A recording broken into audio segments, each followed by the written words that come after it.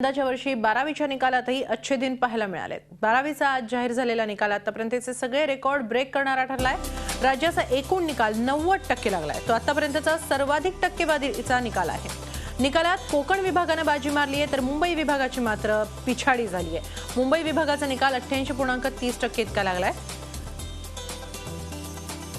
तर पुणे विभागाचा निकाल हा 90.73% आणि नाशिक विभागाचा निकाल 88.71% इतका लागलेला आहे।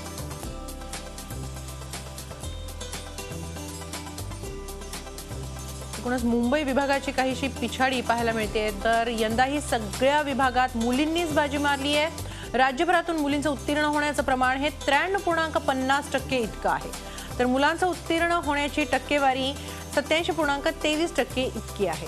दरम्यान आज ऑनलाईन निकाल जाहीर झालाय। 10 जूनला विद्यार्थ्यांना निकालाची कॉपी मिळणार आहे। झी 24 तास रहा एक पाऊल पुढे।